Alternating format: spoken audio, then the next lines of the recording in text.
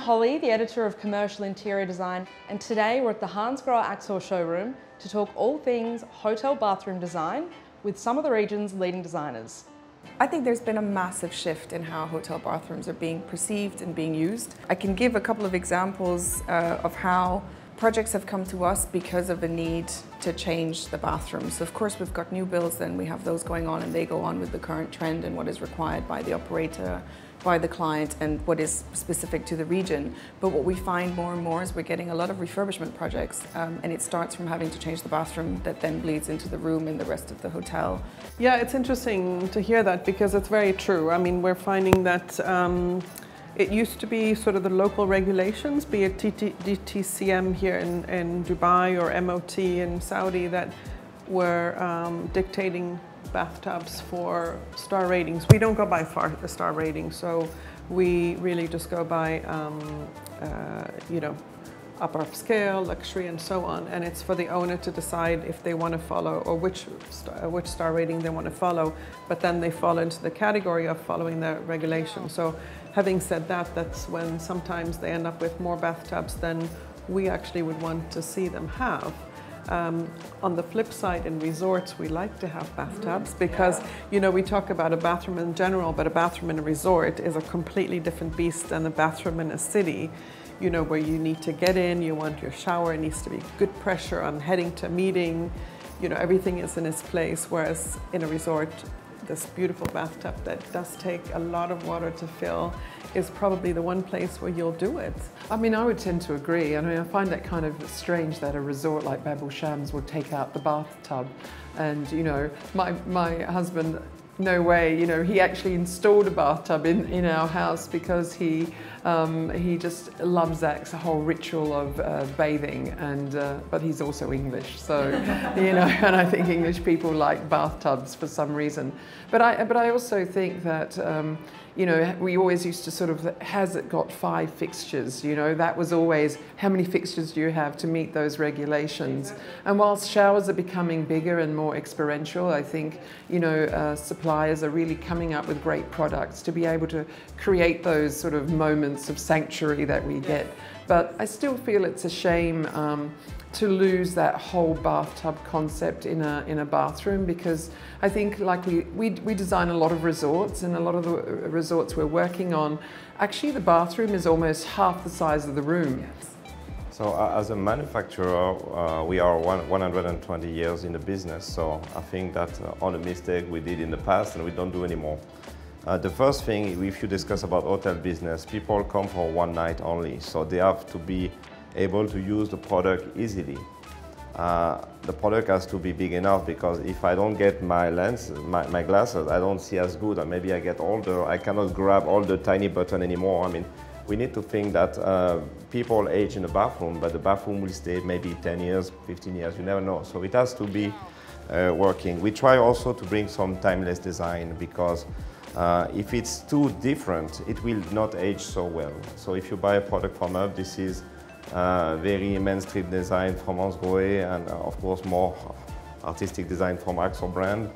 But what we do as a manufacturer is that we bring you all the tools and all the product to do the perfect bathroom. And we have a big range with different design, different collection, and also the deepness in every collection. So we offer so many products for every kind of design. So you have all the tools to make it happen. Different generation using those products, you know, when you have that different generation, then you need to consider all the generation, how they're going to approach these products. Because sometimes the too futuristic product will make some certain people so much confused that they go and use only the basic setting. They will never enjoy the full experience of the shower, which is kind of, you know, like you're offering something very luxury, but you're limiting the usage of that by introducing a very futuristic program. I think the biggest complaint you still get from guests is, I go in the shower, and first of all, I need an instruction manual because I don't know how to turn it on. I just want a very basic little red dot for the hot and little red dot for the cold. And then I need to be able to find on, off, you know, rain shower to the diverter. Very basic, very, very basic.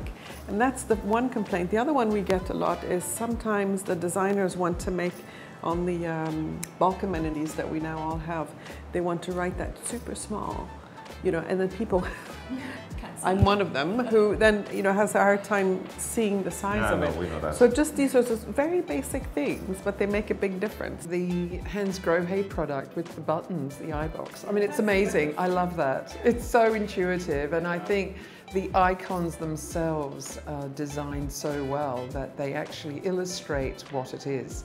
So that makes it kind of easier. You know, there always used to be the red dot and the blue dot, right? Yeah.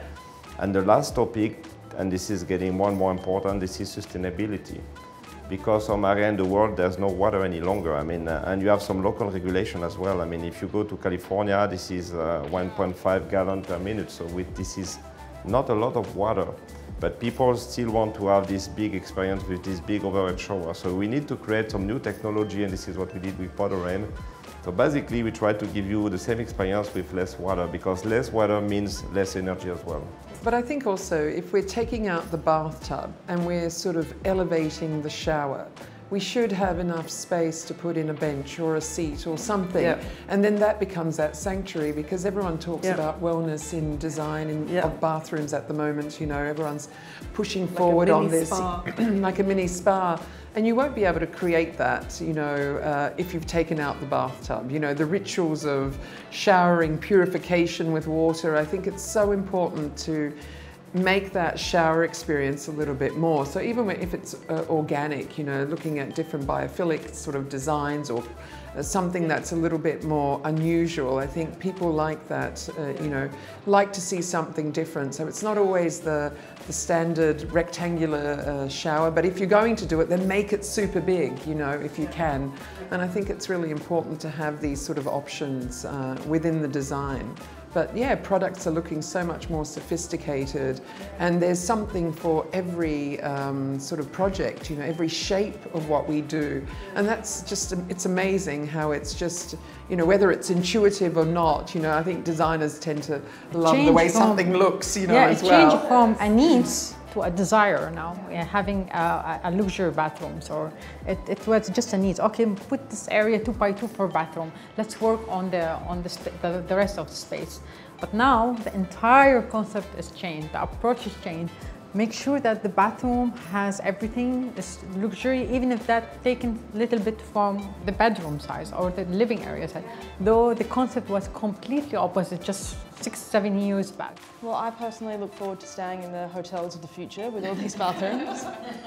Thank you so much for joining us today and sharing all your wonderful insights. Our pleasure. Thank you very much. Our pleasure.